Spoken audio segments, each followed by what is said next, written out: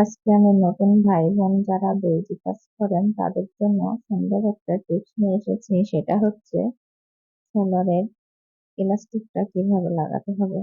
আমি এটা প্রথমে 12 ইঞ্চিতে ডাবল করে কেটে সুন্দর করে 2 মুখ জোড়া দিয়ে নিলাম। আমি এটা ইলাস্টিকটা জোড়া দিতে দিতে একটা গল্প বলবো আমার অভিজ্ঞতার। যদি আপনাদের ভালো লাগে অবশ্যই সেটা শুনবেন অথবা শেয়ার করবেন। এটা আমি যে ইলাস্টিকটা আজকে আপনাদেরকে শিখেছি, আমি নিজে কিন্তু এটা এইভাবে শিখতে পারিনি। অনেক কষ্ট করে আমাকে শিখতে হয়েছে। কারণ আমার সময় এই ইউটিউব আর মানে ফোন এটা কিছুই ছিল না। আর এই ইলাস্টিকটা কিভাবে লাগাতে হবে সেই ধারণাটাও আমার ছিল না। তো একটু বলে রাখি, এখানে যে আমি ইলাস্টিকটা মাঝখানে দিয়ে সেলাই দিচ্ছি, আমি কিন্তু ইলাস্টিকের উপর সেলাই দিচ্ছি না। আমি দুই পাশের কাপড়েই সেলাইটা দিচ্ছি। আমি ইলাস্টিকটা কিন্তু ভিতরে রাখছি। একটু ভালো করে খেয়াল করে দেখলেই বোঝা যাবে। কারণ ইলাস্টিকটা 12 ইঞ্চি, কিন্তু আমার প্যান্টের যে কাপড়টা আছে সালোয়ার ওটা তো অনেক বেশি। তাহলে ওটা যদি আমি ইলাস্টিকের কাপড় দিই তাহলে তো হবে না।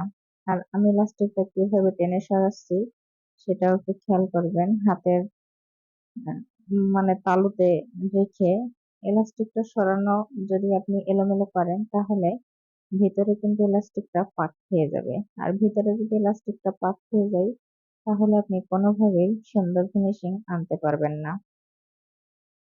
তো বলেছিলাম আমার অভিজ্ঞতার কথা বলবো। তো আমার অভিজ্ঞতা হচ্ছে, আমি যখন প্রথমে কাজ করতাম তখন আমি গোল ইলাস্টিক দিয়ে কাজ করতাম। কারণ আমি এই ইলাস্টিকটা ভালো করে ফিনিশিং দিতে পারতাম না বা জানতামই না বলতে পারেন। তো আমার একটা ফ্রেন্ড ছিল, তার অনেক লং বডি ছিল, হাই ছিল। তো ওর কিন্তু সবসময় এরকম চ্যাটালো ইলাস্টিকে লাগতো। গোল ইলাস্টিকে ওর সালোয়ারটা টেকসই হতো না বা সুন্দর মজবুত হতো না। তো ওর সালোয়ার গুলো বানিয়ে আমি ও যখন বানাতো আমার থেকে অনেকগুলো একসাথে, তো তারপরে আমি ওগুলো কি করতাম, বাজারে এই ইলাস্টিকটা লাগাতে দিতাম। তো বাজারে আমি যে দর্জির কাছে ইলাস্টিকটা লাগাতে দিতাম তাকে একদিন যে রিকোয়েস্ট করলাম যে ভাই, আমি তো আমি অবশ্য তখন ওই এলাকাতে ভাড়াটিয়া হিসেবে থাকতাম। তো আমি তখন তাকে যে বললাম, ভাই আমি আপনাকে একটা রিকোয়েস্ট করব, আপনি ইলাস্টিকটা কিভাবে লাগান আমাকে একটু দেখাই দিবেন। কারণ আমি তো আপনাদের এলাকাতে থাকবো না সারা জীবন। তো আপনার নামটা বলবো। তো উনি আমাকে ইলাস্টিকটা লাগানো শেখাচ্ছিলেন।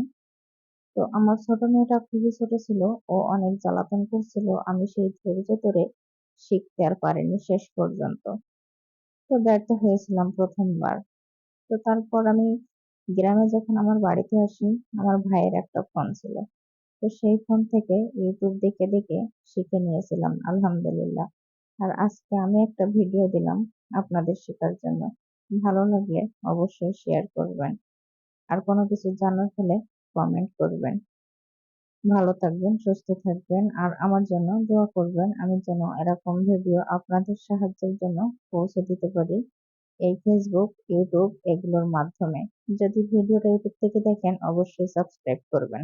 আর যদি আমার প্রোফাইল থেকে দেখে থাকেন তাহলে অবশ্যই ফলো বাটনে ক্লিক করে রাখবেন, যাতে আমি পরবর্তী কোনো ভিডিও দিলে আপনার কাছে নোটিফিকেশনটা অবশ্যই পৌঁছে যায়।